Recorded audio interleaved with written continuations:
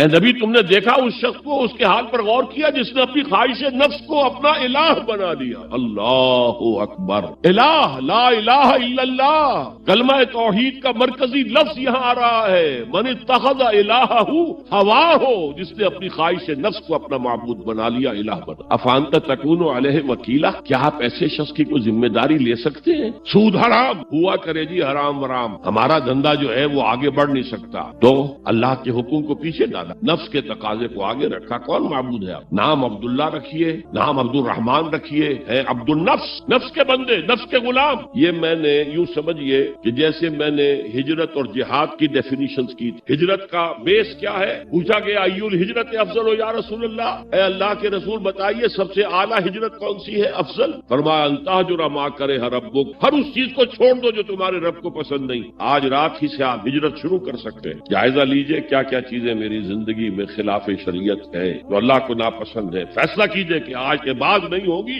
ہجرت شروع ہو گئی، افضل الہجرہ، سب سے افضل ہجرت شروع ہو گئی۔ لیکن ٹاپ پر لے جائیے تو یہ ہجرت جب اللہ کے دین کو قائم کرنے کی جدوجہد اس مرحلے پر آ جائے کہ اب باطل کے ساتھ ٹکراؤ ہے اور اب چاہیے کہ ساری قوت ایک مرکز پر جمع ہو جائے، ہجرت فرض کر دی گئی۔ وہ ہجرت گھر بار چھوڑ کر، اہل و عیال کو چھوڑ کر اور مکے کے بھیڑیوں کے رحم و کرم پر چھوڑ کر اپنے گھر والوں کو جو لوگ ہجرت کر کے آئے، حکم تھا۔ ہجرت مدینہ فرض تھی، ہجرت حبشہ فرض نہیں تھی، صرف اجازت تھی کہ جن سے سختیاں نہیں جھیلی جا رہی مزید وہ چلے جائیں۔ تو ہجرت کا یہ ابتدائی نقطہ، انتہا یہ جہاد، المجاہد من جاہد نفسہ، جہاد تو یہاں سے شروع ہو گیا، اپنے نفس کے خلاف جہاد کر۔ صبح نفس نے کہا بھی سو جاؤ، آپ نے نفس کی بات کو رد کیا، اپنا کمبل اٹھا کے پھینکا، اٹھے، وضو کیا، نماز کے لیے آپ مسجد چل دیے، آپ نے جہاد کیا نفس کے خلاف، یہ افضل الجہاد۔ اور سب سے چوٹی اوپر یہ ہے کہ جب وہ حق و باطل کی جنگ ہو تو جان ہتھیلی پر رکھ کر میدان میں حاضر ہو۔ اسی طرح یہ جو شرک فی الاطاعت ہے، میں نے آپ کو اس کی ابتدا بھی بتا دی، انفرادی سطح۔ افرأیت من اتخذ الہہ ہواہ افانت تکون علیہ وکیلا، کیا تم نے غور کیا اس شخص کی حالت پر جس نے اپنی خواہش نفس کو اپنا معبود بنا لیا، الہ بنا لیا؟ کہہ رہا ہے لا الہ الا اللہ، لا الہ الا اللہ، لیکن الہ تو اس کا نفس ہے۔ اب اس کو انتہا پر لے جائیے۔ عہد حاضر کا سب سے بڑا شرک، سب سے بڑا شرک، سب سے بڑا شرک عوامی حاکمیت کا تصور ہے۔ حاکم اللہ کے سوا کوئی نہیں، ان الحکم الا للہ۔ ظاہر بات ہے فرعون نے اگر دعویٰ کیا تھا میں تمہارا خدا ہوں، انا ربکم الاعلی، تو کیا اس کا مطلب یہ تھا کائنات میں نے پیدا کی ہے، تمہیں میں نے پیدا کی ہے؟ ذرا سوچیے، کیا وہ بزرگ موجود نہیں ہوں گے جنہوں نے اسے دیکھا ہو کہ آج اس کی ولادت ہوئی تھی، کل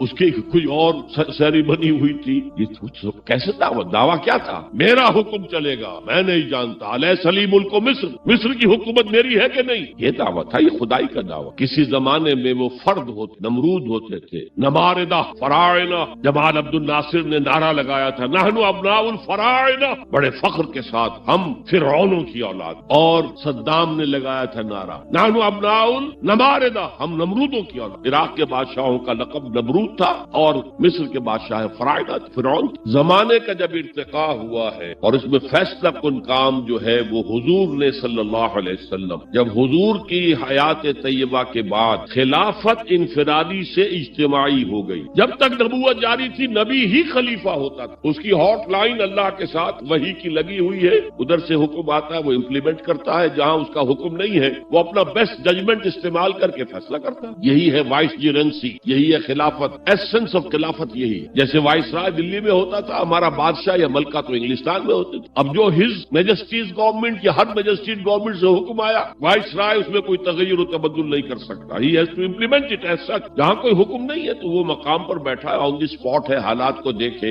اور جو مملکت اور کنگڈم کی مصلحت میں سب سے بہتر نظر آئے وہ فیصلہ کر۔ لیکن حضور پر نبوت ختم تو خلافت کلیکٹیو ہو گئی، خلافت المسلمین، اگرچہ شروع میں امیر المومنین کہا جاتا تھا، کچھ عرصے کے بعد خلیفت المسلمین یہ اصطلاح جو ہے وہ عام۔ اسی طرح انفرادی ملوکیت کی بجائے اجتماعی ملوکیت کا تصور جو ہے شیطان نے پٹی پڑھائی۔ ابلیس کی مجلس شورا جو اقبال کی بڑی ہی یوں سمجھیے کہ اہم ترین نظموں میں سے، امت مسلمہ کے نام پیغام پر مشتمل وہ نظم جو ہے، اور وہ ان کے آخری ایام کی ہے، اور وہ ان کی زندگی میں چھپی بھی نہیں، ارمغان حجاز ان کے انتقال کے بعد چھپ، جس میں آخری جو کلام تھا فارسی اور اردو دونوں کا جمع کر دیا گیا، ورنہ اس سے پہلے فارسی علیحدہ چھپتی تھی کتابیں، اردو کی علیحدہ، لیکن اب اتنا کم تھا کہ ان کے لیے علیحدہ علیحدہ کتابیں شائع کرنا مناسب نہیں۔ ابلیس نے مجلس شورا بلائی، ایک مجلس شورا کے جو رکن نے کہا کہ دیکھو جمہوریت کا دور آ گیا ہے، اب ہماری ابلیسیت کو تو بڑا خطرہ ہے، ابلیسی نظام تو ختم ہو جائے گا، جمہوریت توڑ دی بندوں نے آقاؤں کے خیموں کی تناب، یہ تو عوام نے جو ہے اپنے آقا بیرنز لارڈز اور بادشاہوں کے خیموں کی تنابیں توڑ دی، گرا دیے خیمے،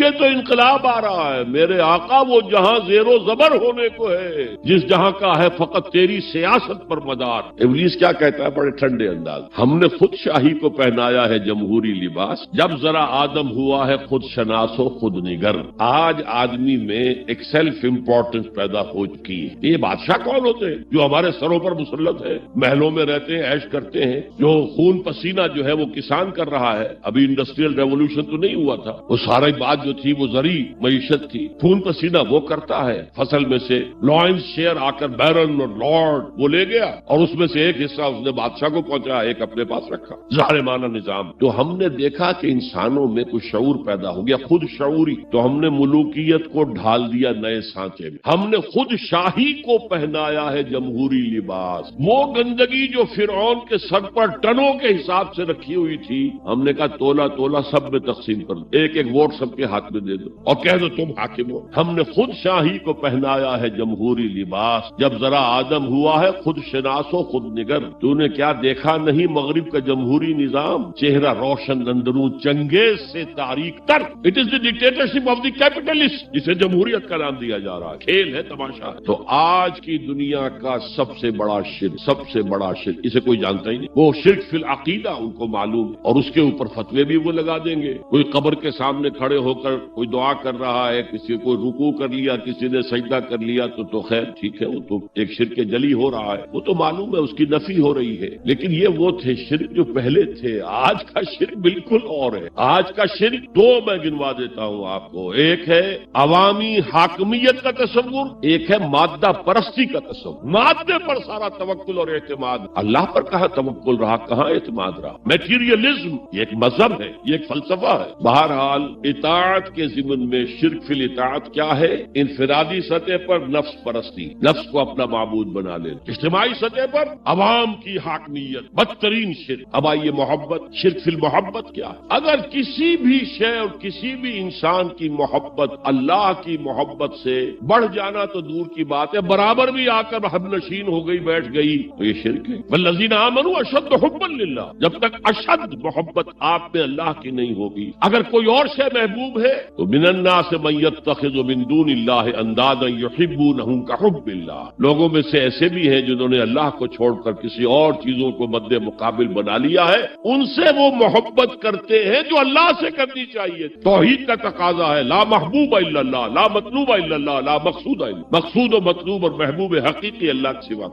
اور وہ آیت میں آپ کو سنا چکا ہوں، سورہ توبہ کی آیت نمبر 24، انتہائی لرزا دینے والی آیت، قل ان کان آباؤکم وابناؤکم واخوانکم وازواجکم وعشیرتکم واموال اقترفتموها وتجارۃ تخشون کسادها ومساکن ترضونها احب الیکم من اللہ ورسولہ وجہاد فی سبیلہ فتربصوا حتی یاتی اللہ بامرہ واللہ لا یہدی القوم الفاسقین۔ اے نبی ان کے کان کھول دیجئے، اچھی طرح سنا دیجئے کہ اے لوگو، اے ایمان کے دعوے دارو، اگر تمہیں اپنے باپ، اپنے بیٹے، اپنے بھائی، اپنی بیویاں یا بیویوں کے لیے شوہر اور اپنے رشتہ دار اور اپنے وہ مال جو بڑی محنت سے کما کر کھتے بھرے ہوئے ہیں اور اپنی وہ تجارت کی کساد بازاری کا تمہیں اندیشہ رہتا ہے مندہ نہ ہو جائے، اور اپنے وہ محل، اپنی حویلیاں جو تم نے تعمیر کی ہیں اور بہت تمہیں محبوب ہیں، انہیں خوب فرنش کیا ہے، اگر یہ 8 سے محبوب تر ہیں اللہ سے اور اللہ کے رسول سے اور اللہ کی راہ میں جہاد سے، تو جاؤ دفعہ ہو جاؤ، وہاں بیٹھ کر انتظار کرو یہاں تک کہ اللہ اپنا فیصلہ سنا دے، اور اللہ ایسے فاسقوں کو کبھی ہدایت۔ 8 چیزیں اقبال نے بہت خوب کہا، یہ مال و دولت دنیا،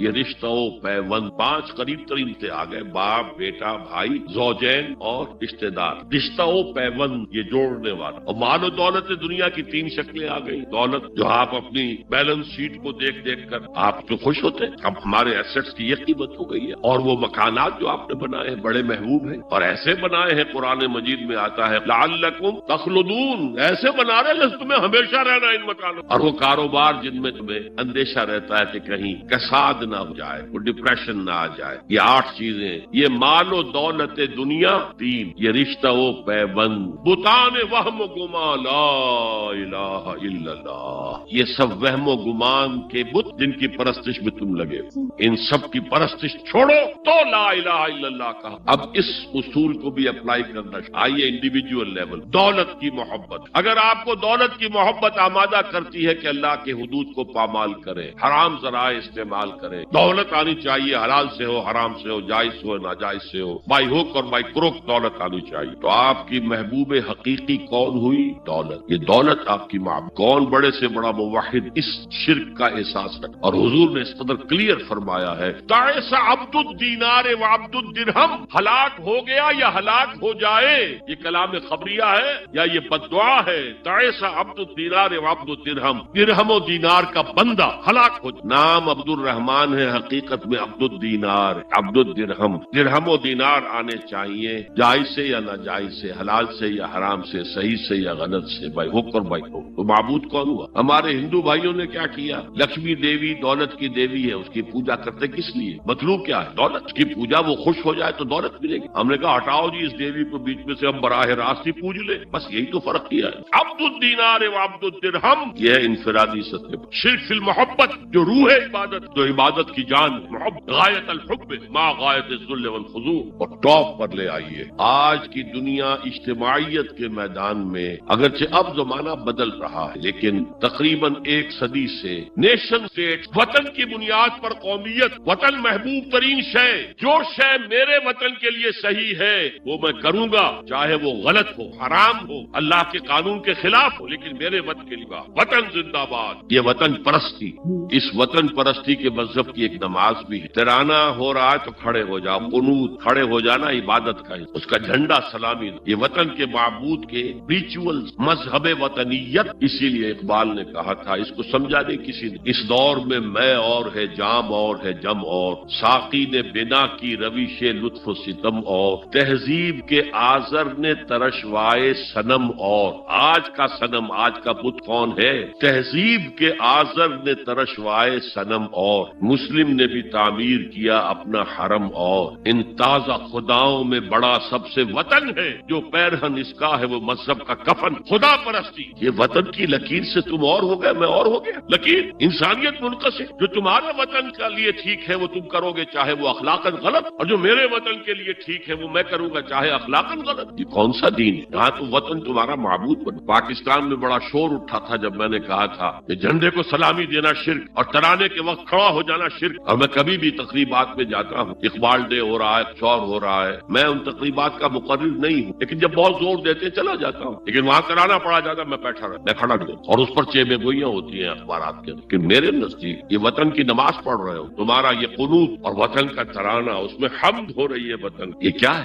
آج شرک فی المحبت۔ آگے چلیے، شرک فی الدعاء، کسی کو مت پکارو کسی مدد کے لیے سوائے، وَأَنَّ الْمَسَاجِدَ لِلَّهِ فَلَا تَدْعُوا مَعَ اللَّهِ أَحَدًا، اللہ کے ساتھ، یعنی ایک تو یہ کہ اللہ کو چھوڑ کر کسی کو پکارنا، ایک ہے اللہ کے ساتھ پکارنا، اللہ کو بھی پکارنا، اوروں کو بھی پکارنا۔ بدترین شرک ہے دعا اللہ ہے، ندا اللہ، اس کا بھی ذرا میں تجزیہ کروں۔ دیکھیے، ایک ہے عام مادی قوانین دنیا کے جو ہے اس کے تحت کسی سے مدد چاہ، بھائی ذرا مجھے پانی پلا دینا، یہ بھی آپ نے مدد چاہی ہے۔ حضور کے بارے میں تو آیا ہے کہ آپ اتنے خوددار تھے صلی اللہ علیہ وسلم کہ اگر سواری پر ہوتے تھے اور آپ کا کوڑا نیچے گر جاتا تھا تو کسی سے یہ نہیں کہتے تھے کہ یہ کوڑا مجھے اٹھا کے دے، بلکہ خود سواری سے اتر کر کوڑا۔ تو یہ جو قانون مادی ہے اس کے تحت مدد مانگنا کوئی بری بات نہیں ہے، کوئی غلط بات نہیں۔ ماورائی اعتبار، غیبی اعتبار سے کسی سے مدد مانگنا قطع باشد کوئی شرک فی الدعاء، ان المساجد للہ فلا تدعوا اللہ۔ ایک ہے استعارتاً اقبال کہتا ہے ہمالا اے فصیل کشور ہندوستان، تو یہ خطاب بالکل ایک استعارہ،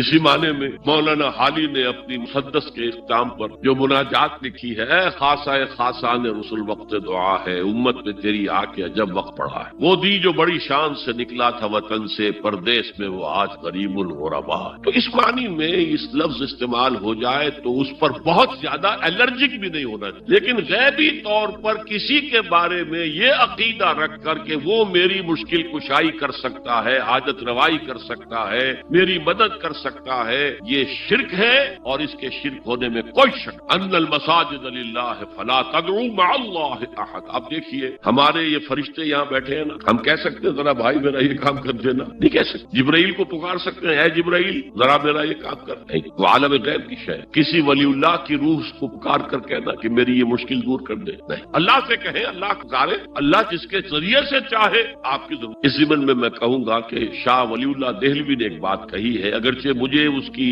کوئی دلیل اپنے طور پر انڈیپینڈنٹلی کتاب و سنت میں نہیں ملی ہے، لیکن شاہ صاحب کا ایک مقام مرتبہ ہے جو میری نگاہ میں بہت بلند۔ میرے نزدیک دو عظیم شخصیتیں عالم اسلام کی، امام ابن تیمیہ اور امام غزالی کو جمع کریں تو شاہ ولی اللہ اتنی عظیم شخصیت۔ انہوں نے یہ لکھا ہے کہ جو اللہ کے برگزیدہ بندے ہوتے ہیں، اولیاء اللہ، اللہ تعالیٰ ان کی ارواح کو ان کے فوت ہونے کے بعد ملائکہ کے طبقہ اسفل میں شامل کر دیتے ہیں، اور وہ بھی جس طرح وہ ملائکہ اللہ کے احکام کی زمین میں تنفیذ کر رہے ہیں، وہ بھی اسی کام میں لگ۔ میں نے عرض کیا کہ میرے پاس انڈیپینڈنٹلی کوئی دلیل نہیں ہے اس کے حق میں، لیکن شاہ صاحب کا فرمانا خود میرے لیے ایک درجے میں دلیل۔ لیکن یہاں ایک تو یہ نوٹ کرنے کا، ملائکہ کا طبقہ اسفل، ملائکہ کا سب سے نچلا طبقہ، اور اللہ کے حکم کی تنفیذ کر فرشتے کر رہے ہیں، وہ بھی ہوں۔ ہمیں سے کیا غرض ہے؟ ہم نہ فرشتے کو پکار سکتے ہیں اور نہ کسی ولی اللہ کو۔ پکارو اللہ، قال ربکم ادعونی استجب لکم ان الذین یستکبرون عن عبادتی سیدخلون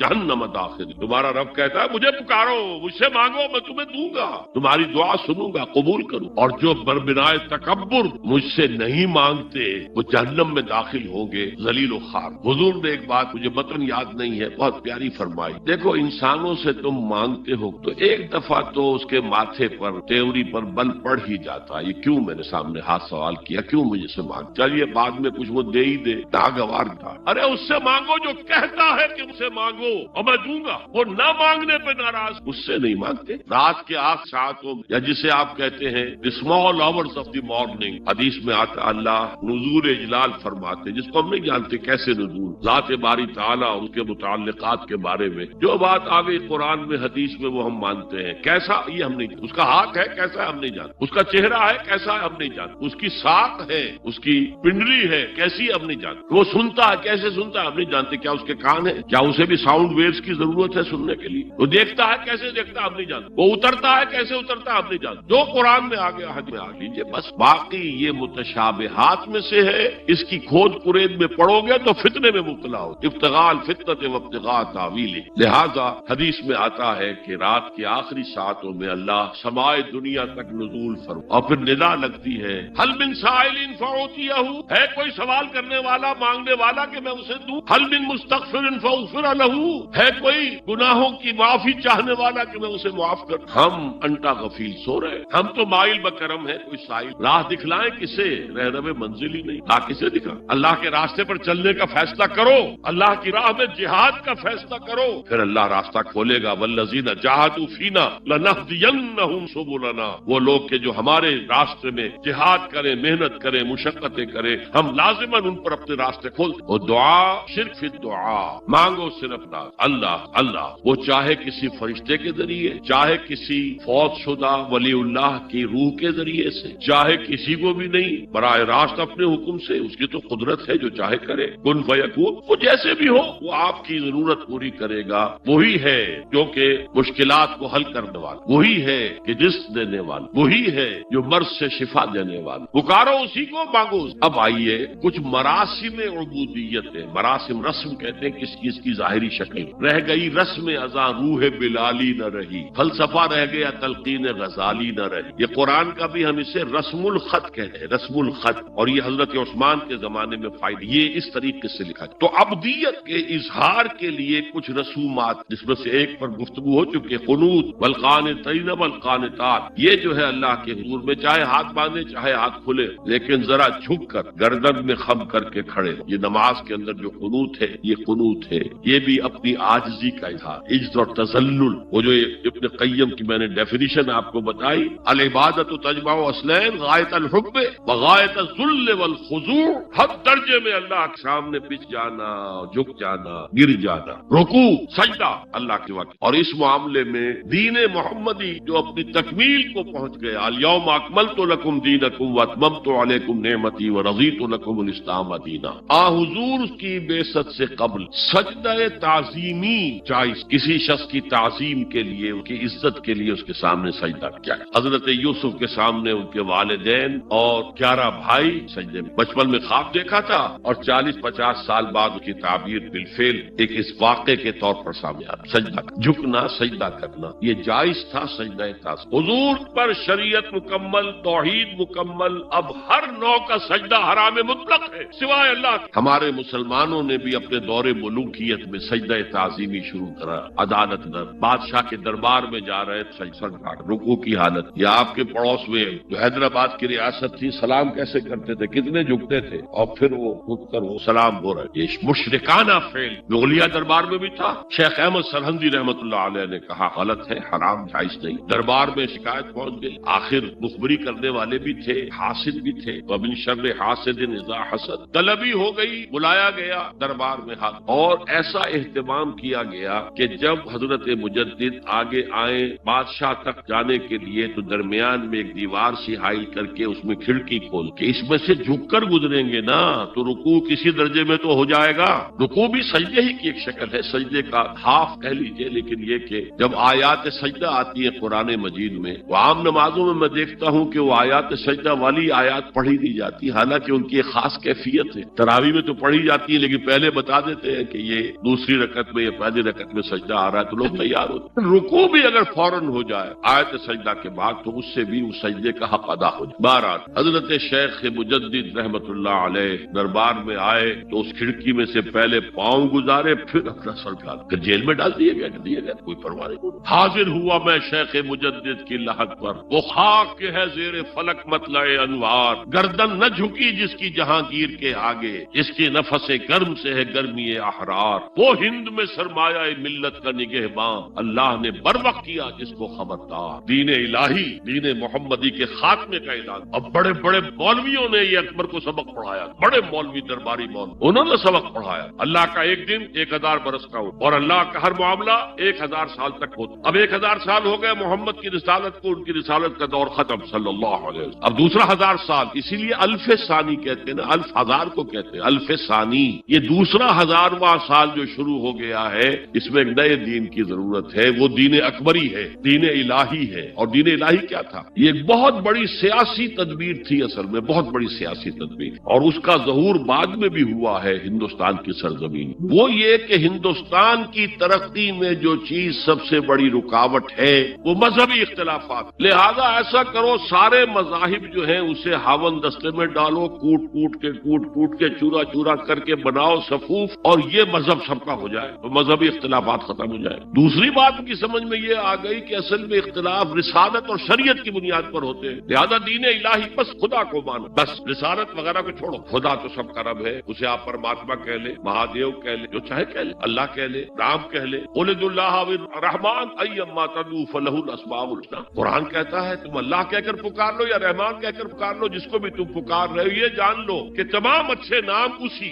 یہ فلسفہ تھا بہت گہرا. وہ جاہل تھا، ان پڑھ تھا، لیکن بہت بڑا سیاستدان اکبر، اس میں کوئی شک. لیکن یہ کہ اگر ایک حکومت اور جو سب سے بڑا مغل اعظم جس کے اس کے زمانے میں مسلمانان ہند جو ہے سیاسی اعتبار سے اپنے عروج پر، لیکن دینی اعتبار سے پاتال کا وہاں دین محمدی ختم. 1000 سال کا ایک دن ہے اور وہ ختم ہو چکا. اللہ نے اٹھایا مجدد الفسانی رحمت اللہ علیہ اور ان کی درویشانہ مساعی کے ذریعے سے. اب دیکھیے اس زمانے میں تصوف کے ذریعے سے سب سے بڑا شرک آ رہا تھا. وحدت الوجود کی ایسی تعبیرات ہو رہی تھی جو ہماؤست بن گئی. ہماؤست اور وحدت وجود کے درمیان تو زمین آسمان کا فرق. ہماؤست میں کائنات حقیقی ہے، خدا اس میں حل ہو چکا ہے، اس کے اندر ظاہر ہو گیا. اور وحدت الوجود میں وجود حقیقی صرف اللہ کا، اس کائنات کا وجود کوئی ہے ہی نہیں ہے. لیکن یہ ختم ہو رہا. اس پہلو سے مجدد الف ثانی کے مجدد اعظم کو اللہ نے کھڑا کیا. شیخ احمد حضرت عمر کی اولاد سے تھے، فاروقی، شاہ ولی اللہ بھی فاروقی، رگے فاروقیم کہتے ہیں. شیخ احمد صلی میری فاروقی رگ بڑکتی ہے. اس کے نتیجے میں وہ دین الہی کا خاتمہ ہوا. بعد میں ہمارے ہاں یہ آیا ہے ہندوستان میں برہمو سماج، برہما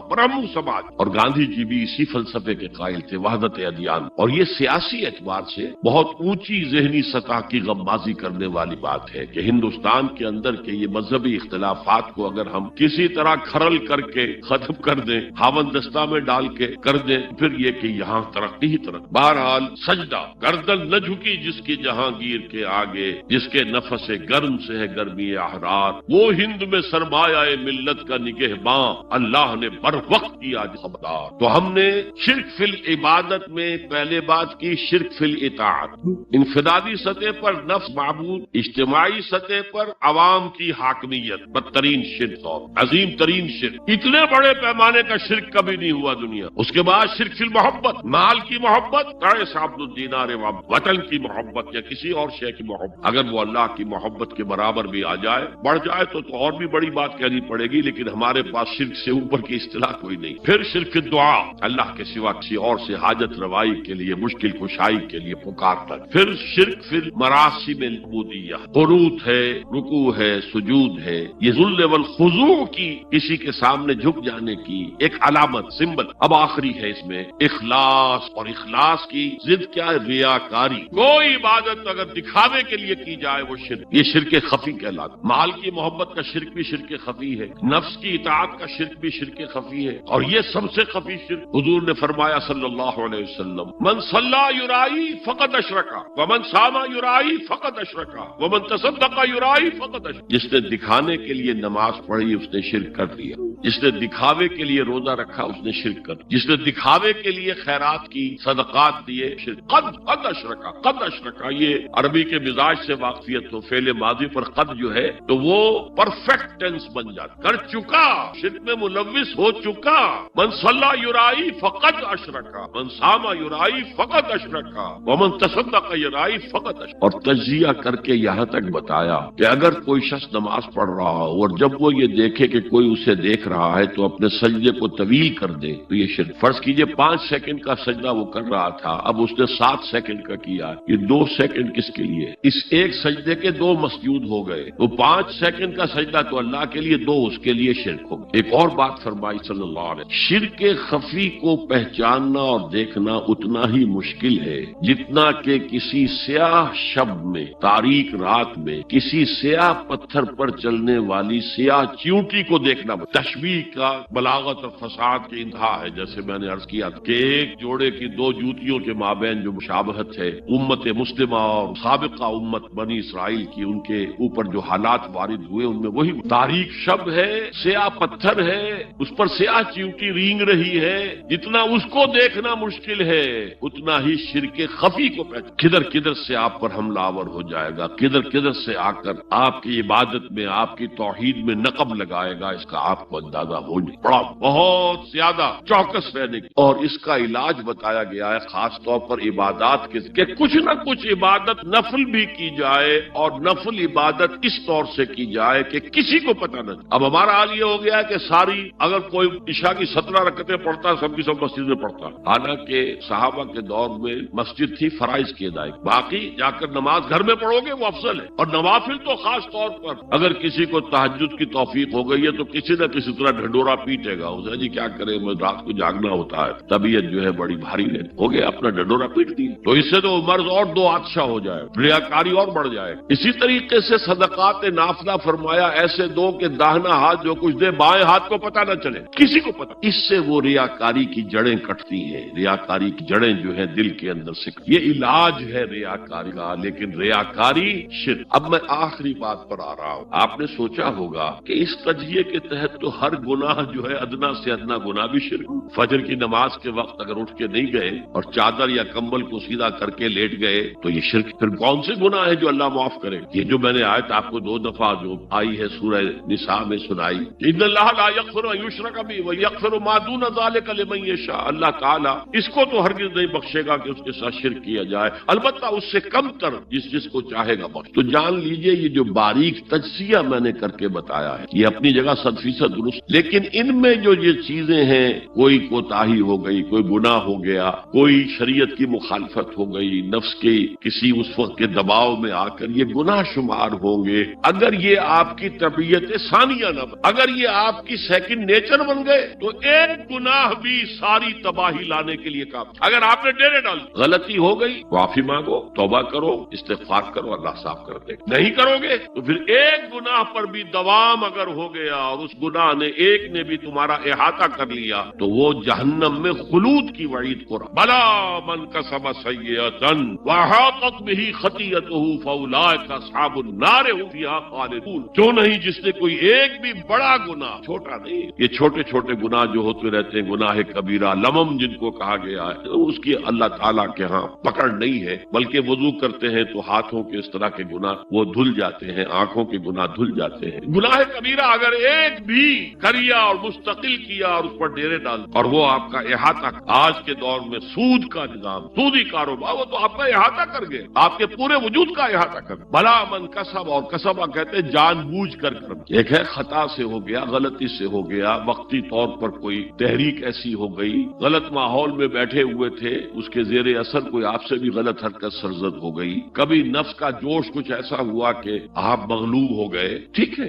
اسینشلی وہ شرک ہے، لیکن یہ شرک گناہ کے درجے میں شمار ہوگا اگر آپ توبہ کر لیتے ہیں، رجوع کرتے ہیں، استغفار کرتے ہیں، اللہ بخشنے والا۔ لیکن اگر ایک گناہ کبیرہ بھی جان بوجھ کر اختیار کر لیا اور اسے مستقل اپنی زندگی کے اندر شامل کر لیا، بلا من کسب سیئۃ واحاطت بہ خطیئتہ فاولئک اصحاب النار هم فیہا خالدون، تو وہ پھر جہنمی ہیں، آگ والے ہیں، اور اس میں ہمیشہ ہمیش کے لیے رہے۔ شرک فی ذات کے ضمن میں نے عرض کیا تھا کہ سورہ اخلاص جامع ترین اس کی نفی پر ہے، اور شرک فی صفات کی کامل نفی پر آیت الکرسی۔ آیت الکرسی ایک لمبی آیت، جیسے آیت البر ایک لمبی آیت، اور اس کو حضور نے فرمایا ہے سیدۃ آیات القرآن، پورے قرآن مجید کی آیات کی سردار ہے، اور یہ شرک فی صفات کے ضمن میں یہ شمشیر قاطع ہے، شمشیر برہان۔ اللہ لا الہ الا ہو الحی القیوم، یہ وہی ہے، قل هو اللہ احد اللہ الصمد الحی، اللہ زندہ ہے، لیکن اس کی زندگی کو اپنی زندگی پر قیاس نہ کر۔ تمہیں خوراک کی احتیاج ہے، اسے کوئی ضرورت، ما اريد منهم من رزق وما اريد ان يطعمون، مجھے کوئی احتیاج نہیں کہ مجھے کوئی رزق پہنچائیں، رزق دیں، مجھے کھلائیں، مجھے۔ پھر تمہاری حیات، نیند، اونگ، تھکان، ان تمام کمزوریوں کے ساتھ وہ الحی ہے، اپنی ذات میں خود زندہ ہے، حیات اس کی ذاتی ہے، کسی اور نے عطا نہیں کی ہے۔ ہماری تو مستعار ہے، عمر دراز مانگ کے لائے تھے، 4 دن 2 آرزو میں کٹ گئے، 2 انتظار۔ اور القیوم بقیہ پوری کائنات کے لیے وہی ہے، اس کو تھامے لا تاخذہ سنۃ ولا نوم، الحی، حیات کامل کہ اس کو نہ نیند آتی ہے نہ اونگ، لہ ما فی السماوات و ما فی الارض، آسمان اور زمین میں جو کچھ ہے اسی کی ملکیت۔ تم کسٹوڈینز ہو، تم امین ہو، یہ امانت چند روزہ نزدماس، در حقیقت مالک شے ہر شے خدا، یہاں تک کہ یہ میرا جسم بھی میرے پاس امانت۔ میں کون ہوں؟ میری خودی، میری انا، میری روح جو پوزیس کرتی ہے اس بدن، لیکن یہ پوزیشن ملکیت کا نہیں ہے، امانت کا ہے۔ یہ امانت، یہ ہاتھ بھی امانت، میری زبان بھی امانت، میری آنکھیں بھی امانت۔ من ذا الذی یشفع عندہ الا باذنہ، یہ یہاں پر انداز بڑا پرجلال ہے، کون ہے وہ جو شفاعت کر سکے اس کے دربار میں مگر اس کے کسی کا ذاتی، کسی کا زور، کسی کا اختیار نہیں ہے کہ جس کی بنا پر ہاں اللہ۔ اور دوسری جگہ پر آتا ہے جس کے لیے وہ چاہے گا اور جس کو اجازت، جیسے کہ آتا ہے اما یتساءلون یوم یقوم الروح والملائکۃ صفا، اور ان میں سے کوئی بھی بات نہیں کر سکے گا، کلام نہیں کر سکے گا، لا یتکلمون الا من اذن له الرحمن، سوائے اس کے جسے رحمان اجازت دے، وقال صوابا، اور صحیح بات کرے گا، کوئی غلط بات نہیں کرے۔ یعلم ما بین ایدیہم وما خلفہم ولا یحیطون بشیء من علمہ الا بما شاء، وہ تو جانتا ہے جو کچھ بھی ان کے سامنے ہے اور ان کے پیچھے ہے، اور یہ کوئی احاطہ نہیں کر سکتا مخلوقات میں سے اس کے علم میں سے کسی کا بھی، سوائے اس کے جو وہ خود چاہے۔ یہاں بڑے ہی لطیف انداز میں شفاعت باطلہ کے تصور کی نفی ہوگی۔ دیکھیے آپ کہیں جا کر کسی مجسٹریٹ سے سفارش کرتے ہیں تو کیا کہتے ہیں؟ اجی یہ فائل کے اوپر جو کچھ ہے آپ اس پر نہ جائیے، یہ گواہیاں وغیرہ جھوٹی ہو گئی ہیں، میں آپ کو بتاتا ہوں اصل بات۔ اللہ کے سامنے کوئی یہ کہہ سکے اے اللہ تیرے علم میں نہیں ہے، میرے علم میں۔ یعلم ما بین ایدیہم وما خلفہم، وہ تو جانتا ہے جو کچھ ان کے سامنے اور جو کچھ کے پیچھے ہے۔ ولا یحیطون بشیء من علمہ الا بما شاء، اور ان میں سے کوئی بھی، جیسے کہ میں ابھی بتا چکا ہوں، بریلوی مکتب فکر بھی کہہ رہا ہے کہ اللہ کا دیا ہوا علم ہے، محمد اللہ کا جتنا ہے، لا محدود نہیں ہے، محدود ہے، قدیم نہیں ہے، حادث ہے، جتنا اللہ چاہتا ہے اس کے لیے جتنا چاہتا ہے، لیکن اس کے علم میں سے احاطہ نہیں کر سکتا کوئی مگر جو وہ۔ وسع کرسیہ السماوات والارض، اس کا اقتدار چھایا ہوا ہے، مستولی ہے آسمانوں پر بھی اور زمین پر بھی۔ ولا یعودہ حفظہما، اور اسے عاجز نہیں کر سکتی ان دونوں کی حفاظت۔ قیوم وہی ہے، صمد وہی ہے، لیکن اس سے کوئی تکان تاری نہیں، عاجز نہیں۔ یہ اصل میں نفی ہے جو تورات حافظے سے مرتب کی گئی۔ 587 میں نبوکدنضر کا جو حملہ ہوا تھا اس میں اصل تورات گم ہو گئی، اس وقت سے آج تک وہ اصل تورات ان کے پاس نہیں۔ پیریڈ آف کیپٹیوٹی سے واپس آئے ہیں بیت المقدس میں سائرس کے لطف و کرم کی وجہ سے، ذوالقرنین کے لطف و کرم کی وجہ سے، پھر یادداشتوں سے لوگوں نے وہ تورات مرتب کی ہے، تو اس میں انسانی فکر شامل ہو۔ لہذا وہاں یہ لکھا ہے اللہ نے 6 دنوں میں آسمان اور زمین پیدا کیے اور 7ویں دن آرام کیا، یعنی کوئی تکان لائق۔ قرآن نے کہا، اللہ تعالیٰ نے فرمایا سورہ قاف میں وَلَقَدْ خَلَقْنَا السَّمَاوَاتِ وَالْأَرْضَ وَمَا بَيْنَهُمَا فِي 6 أَيَّامٍ وَمَا مَسَّنَا مِن لُغُوبٍ، یقیناً ہم نے آسمان اور زمین اور جو کچھ ان دونوں کے مابین ہے انہیں 6 ہی دنوں میں پیدا کیا۔ وہ بات ٹھیک، لیکن ہمیں کوئی تکان لائق نہیں ہوئی کہ ہمیں کسی آرام کی ضرورت۔ لا یعودہ حفظہما وہو العلی العظیم، العلی وہی سب سے بلند و بالا، لتکون کلمۃ اللہ ہی العلیٰ، تاکہ اللہ کا کلمہ سب سے سر بلند ہو جائے، اور وہی عظیم ہے، عظمت والا۔ اللہ تعالیٰ مجھے اور آپ کو اس سے بچائے، اپنے سابقہ زندگی کے گناہوں پر توبہ کرنے کی اور اللہ سے استغفار طلب کرنے کی توفیق عطا فرمائے، اور اپنے دینی فرائض کی انجام دہی کے لیے کمر بستہ ہو جانے کا عزم مصمم کر لینے کی توفیق عطا فرمائے۔ اقول قولی ھذا واستغفر اللہ لی ولکم ولسائر المسلمین والمسلمات۔ اب ہم سوالات کا سیشن شروع کرتے ہیں۔ پہلا سوال ہے، اگر کسی مسلمان کو یہ نہیں معلوم ہو کہ وہ جو کر رہا ہے وہ عمل شرک ہے یا نہیں، تو کیا اس کا یہ شرک معافی کے قابل ہوگا؟ دیکھیے، اگرچہ قانون تو یہ ہے دنیا کا، ignorance of law is no excuse, قانون سے عدم واقفیت کوئی عذر نہیں، قانون تو پھر پڑھتا ہے، لگتا ہے، لاگو ہوتا ہے، لیکن اللہ کے ہاں ایسا نہیں۔ وہ ہر شخص سے اس کے اپنے حالات کے اعتبار سے حساب، کن حالات میں پیدا کیا گیا، کیا جین کو دیے گئے تھے، کن حالات میں وہ پلا بڑھا ہے، اس کے انوائرمنٹل فیکٹرز کیا تھے، پھر یہ کہ جن لوگوں کی ذمہ داری تھی کہ اسے دین کا پیغام پہنچائے انہوں نے کوتاہی کی، اور اگر اس کی وجہ سے یہ لا علم رہا اور اس نے بات کو نہیں سمجھا تو میں سمجھتا ہوں اللہ تعالیٰ نرمی فرمائیں گے۔ باقی یہ کہ بخشش یا سزا دینا یہ اللہ کا اختیار مطلق، ہم کچھ نہیں کہہ سکتے۔ اللہ تعالیٰ ابو جہل کو بخش دے، ہم اعتراض نہیں کریں، اس کی مخلوق ہے جو چاہے گا۔ اللہ تعالیٰ کسی نیک سے نیک آدمی کو جہنم میں ڈال دے، وہ کر سکتا۔ جس نے آخرت کا سارا خوف دلوں سے نکال لیا اور آخرت کا خوف نہیں ہوگا تو عمل درست نہیں ہوگا، پھر عشق رسول وہ شکل اختیار کرے گا۔ کھڑے ہوئے ہیں اور نعت میں زمین و آسمان کے کلابے ملا رہے ہیں، اور شکل دیکھیے تو 12 بجے ہوئے ہیں۔ سنت رسول صلی اللہ علیہ وسلم کی توفیق نہیں ہے، لیکن عشق رسول کے وہ بلند باغ دعوی ہیں کہ معلوم ہوتا ہے کہ اپنی جان اور تن اور من اور دھن سب کچھ ابھی نچھاور کر دیں گے، لیکن یہ ہے کہ رسول کا اتباع نہیں کر سکتے، رسول کے نقش قدم پر نہیں چل سکتے۔ قرآن پر ایمان کے دعوی ہیں، اور قرآن جس شے کو حرام ٹھہرا رہا ہے اسے اپنے لیے جائز کیا ہوا ہے۔ اللہ کے رسول فرماتے ہیں ما آمن بالقرآن من استحل محارمہ، جو قرآن کی حرام کردہ کسی شے کو اپنے لیے حلال ٹھہرا لے اس کا قرآن پر کوئی ایمان نہیں۔ یہ سب کچھ کیوں ہے؟ آخرت کا خوف ہے۔ قرآن مجید میں پہلی وحی جو آئی تھی اقرا، ان 5 آیات کے بعد 3 آیات ہیں کاش کہ کوئی، جو میں نے آپ کو پہلے بتایا اس فلسفی کا نام جس نے 2 کتابیں لکھی، کانٹ، کاش کہ کوئی اسے یہ 3 آیات پڑھا دیتا۔ اقبال نے کہا تھا نا نیٹشے کے بارے میں، اگر ہوتا وہ مجذوب فرنگی اس زمانے میں تو اقبال اس کو سمجھاتا مقام کبریا کیا ہے۔ اگر کانٹ کہیں ہوتا اور اسے یہ 3 آیات کوئی پڑھا دیتا، کلا ان الانسان لیطغی، انسان میں بغاوت، سرکشی، تعدی، ظلم یہ پیدا ہو ہی جاتا ہے، دست درازی کر بیٹھتا ہے، دوسروں کا حق مار بیٹھتا ہے۔ کیوں؟ الراہ استغنا، کہ وہ دیکھتا ہے کوئی پکڑ نہیں ہے۔ اگر میں انگارہ ہاتھ میں پکڑوں ہاتھ جل جائے گا، اگر زبان پر رکھوں زبان جل جائے گی، جھوٹ بولوں کچھ نہیں ہوگا، چھالا بھی نہیں پڑے گا، جلنا تو بہت دور کی بات ہے۔ میں حرام خوری کر رہا ہوں، مجھے کوئی تکلیف نہیں پہنچ رہی، پھل رہا ہوں، پھول رہا ہوں، پھیل رہا ہوں، میری عزت بڑھ رہی ہے، لوگ میرے سے جھک کر مل رہے ہیں۔ سب کو معلوم ہے کہ حرام سے کما رہا ہوں، سب کو معلوم ہے اسمگلر ہوں، سب کو معلوم ہے بلیک مارکیٹیئر ہوں، لیکن پیسہ ہے میرے پاس، بڑے بڑے لوگ آتے ہیں، علماء آتے ہیں اور وہ مجھ سے ہاتھ ملاتے ہیں، تو مجھے کیا ضرورت پڑی ہے کہ میں حرام خوری چھوڑوں؟ ہے نا یہ بات؟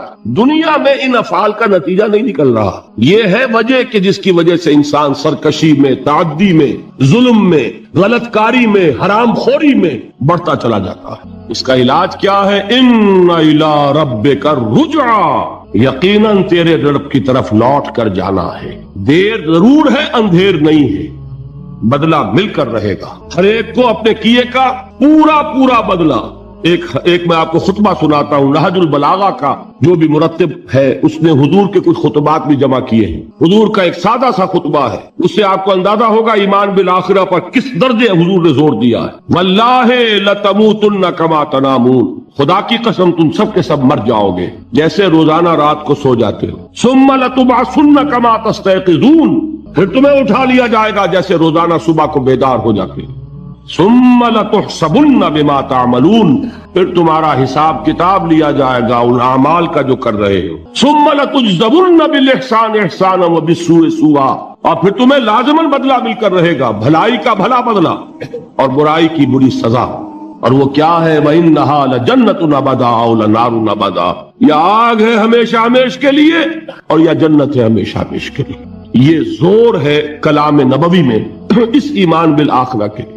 قرآن مجید میں آپ دیکھیں گے آخری پارے کی وہ صورتیں جو ابتدا میں نازل ہوئی ہیں، سارا زور آخرت پر. القارعہ ما القارعہ وما ادراک ما القارعہ یوم یکون الناس کالفراش المبثوث وتكون الجبال كالعهن المنفوش فاما من ثقلت موازینہ فهو في عیشة راضیہ واما من خفت موازینہ فامہ ہاویہ وما ادراک ما ہی نار حامیہ. میں ایک مثال دے رہا ہوں، الحاقہ ما الحاقہ وما ادراک ما الحاقہ اما يتساءلون عن النبأ العظیم الذی هم فیہ یختلفون کلا سیعلمون ثم کلا سیعلمون.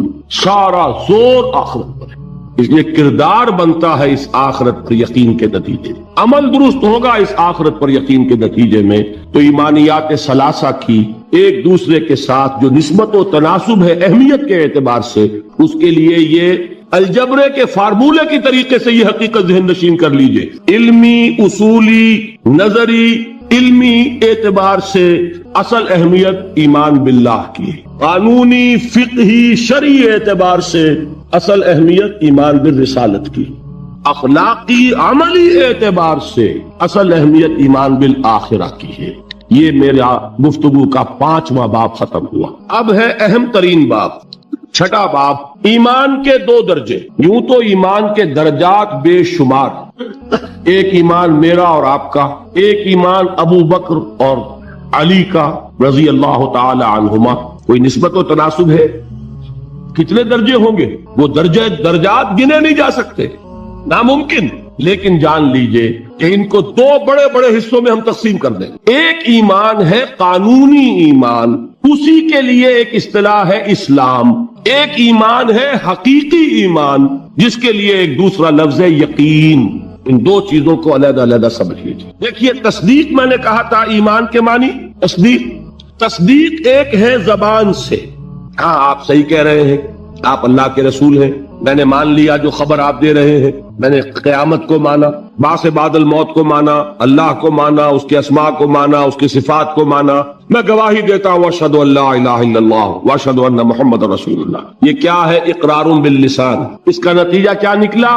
کوئی ہندو ہو، سکھ ہو، پارسی ہو، عیسائی ہو، بدھ مت کا ماننے والا ہو، پھر یہ چوڑا ہو، چمار ہو، کسے باشد، آج یہ جملہ زبان سے نکالے، وہ دفعتاً کیا ہو گیا؟ مسلمان. کوئی یہاں لمبا چوڑا سفر نہیں ہے. مسلمان ہونے کے لیے کوئی لمبے چوڑے ریچولز نہیں ہے، کوئی لمبی چوڑی رسومات کا سلسلہ نہیں ہے. جو شخص یہ کہہ دے اور اقرار باللسان، ہم اسے مسلمان مانیں. اللہ یہ نوٹ کر لیجئے، مغالطہ ہو جاتا ہے بعض لوگوں کو. اللہ یہ کہ بعد میں یہ معلوم ہو کہ وہ کوئی ایسی بات بھی مانتا ہے جو اسلام کی یا حضور کی دی ہوئی بنیادی تعلیمات کے خلاف ہو. جب یہ معلوم ہوگا تو ہم کہیں گے نہیں بھائی تم مسلمان نہیں ہوئے. اس کا نام تکفیر ہے.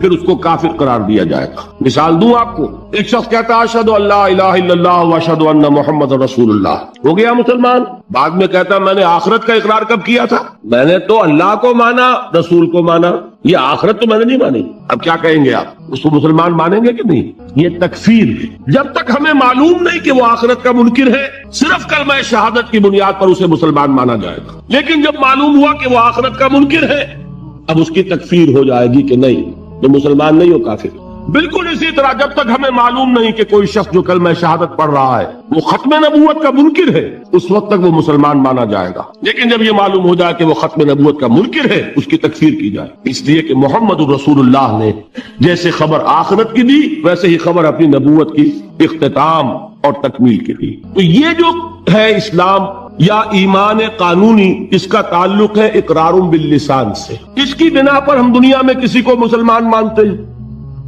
لیکن ایک ہے تصدیق دل سے، سمجھ رہے ہیں بات؟